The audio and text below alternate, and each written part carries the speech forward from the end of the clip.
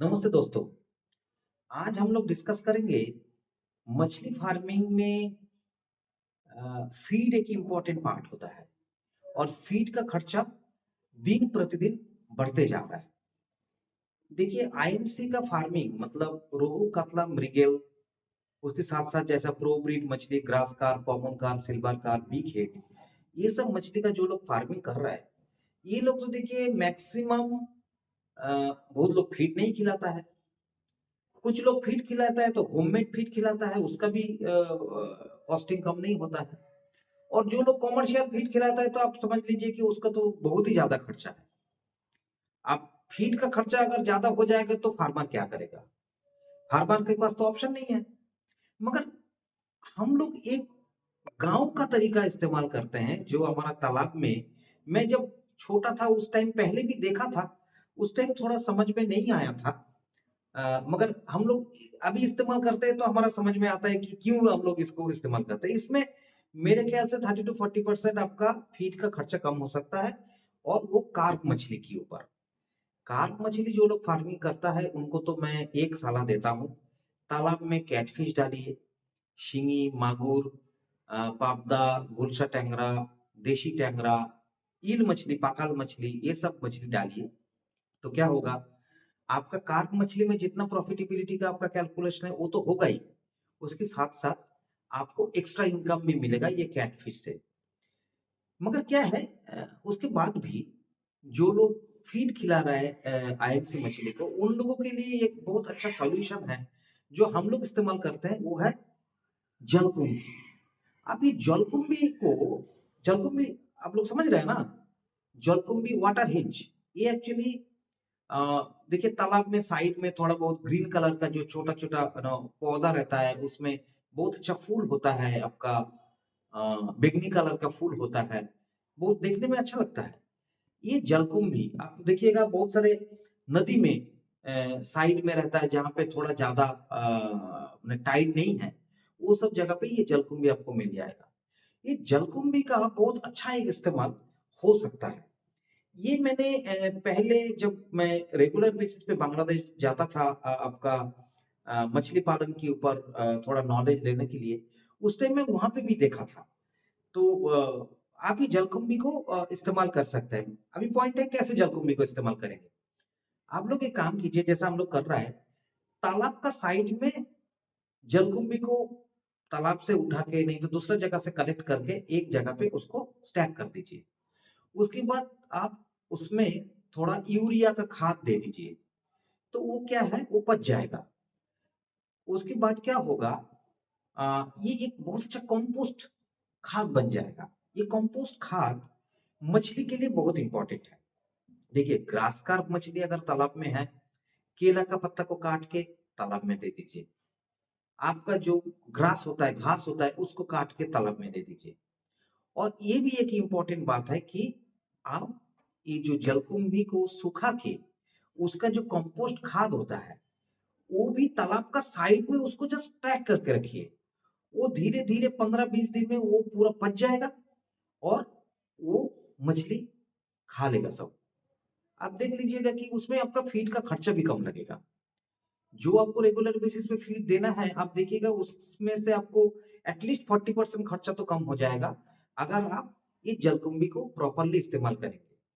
मगर इसमें थोड़ा-सा देखिए जलकुंभी को मैंने ऐसा समझता हूँ कि ये इसको अगर सही से इस्तेमाल करेंगे तो बहुत बढ़िया है, अगर सही से इस्तेमाल नहीं करेंगे तो ये खराब भी है।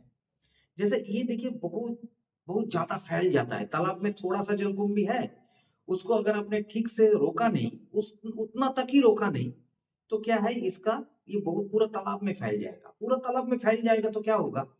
ऑब्वियसली नीचे जो मछली रहेगा, उनको ऑक्सीजन का प्रॉब्लम हो जाएगा। आप देखिए इसमें प्लैंकटन क्रैश करेगा, आपका फाइटोप्लैंक्टन क्रैश कर जाएगा। आप देखिए पानी में अगर बहुत टीडीएस है तो टीडीएस कम हो जाएगा।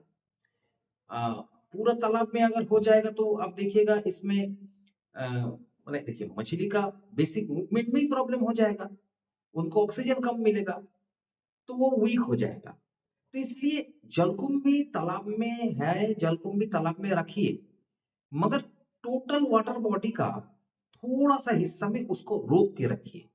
अब रोक के रखेंगे तो क्या होगा, इसके नीचे जैसा देखिए हम लोग जो जैसा मैं रोहू कतला मछली के साथ मैं ऑलवेज बोलता हूँ कुछ मिक्स फार्मिंग कीजिए, जैसा हम लोग भी करते हैं, जैसा उसमें ही हम लोग ईल मछली दे देते हैं, शिंगी मछली दे देते हैं, पाबदा मछली दे देते हैं। शिंगी मछली के बारे में एक पॉइंट है, शिंगी मछली बड़ा हो जाएगा तो कांटा मारेगा, तो ये तो एक प्रॉब्लम है। आप शिंगी मछली अगर छोड़ देंगे तो छोड़ दीजिए, मगर आप ईल मछली कर सकता है, आप देशी मागुर कर सकता है, आप पाबदा कर सकता है, आप गुलशा टेंगरा कर सकता है। ये आपको एक्स्ट्रा बेनिफिट जैसा दे रहा है। उसके साथ-साथ ये सब नॉकटर्नल फिश है। ये सूरज का किरण अगर इनके ऊपर बहुत ज़्यादा पड़ेगा तो इनको थोड़ा-सा प्रॉब्लम होता है। ऊपर में अगर जलकुंभी का एक छोटा-सा स्टॉल रहेगा, तो इन लोगों के लिए भी थोड़ा-सा अच्छा लगता है कि भाई ये अभी अंधेरा है। ये लोगों को अगर छुपने का जगह चाहिए तो उसके नीचे भी छुप सकता है। तो ये एक अच्छा पॉइंट है ऑब्वियसली, मगर ये जलकुंभी को आपको देखना पड़ेगा कि ये पूरा तालाब में ना छा जाए। ये एक जगह पे रहे और ये अगर इसको अगर उठा के कंपोस्ट खाद बनाएँगे तो आपका मछली का बहुत अच्छा एक फीड का बेनिफिट हो सकता है। फीड का खर्चा आपको कम लगेगा, आपको बेनिफिट होगा और वही हमारा मकसद है। देखिए हमारा ये जो इनिशिएटिव है ये भारत फिशमेट का हमारा ऐप भी है। मैं सबको ये सलाह दूँगा कि ये भारत फिशमेट ऐप को आप लोग डाउनलोड कीजिए। इसमें बहुत अच्छा एक इम्पोर्टेंट फीचर्स है कि सपोज़ कोई नया फिश फार्मर है, नया फिश फार्मर को तो एक सबसे बड़ा तकलीफ का बात है कि वो ज़्यादा मछली तालाब में डाल देगा और अल्टीमेटली मछली का ग्रोथ नहीं करेगा, मछली का प्रॉफिटेबिलिटी नहीं होगा। मगर ये हमारा जो इनिशिएटिव है, ये इनिशिएटिव ऐसा है कि सपोज़ कोई नया फार्मर, उनको मछली पालन करना है, वो लेट्स से वो पांगास मछली फार्मिंग करेगा, नहीं तो वो शिंगी करेगा, नहीं तो वो रोहू कतला मछली का फार्मिंग करेगा और उनका 1 एकड़ है, 2 एकड़ है, जो भी आप उनका वाटर बॉडी है। तो हमारा भारत फिशमेट में एक इनिशिएटिव है एआई पॉन्ड प्लान।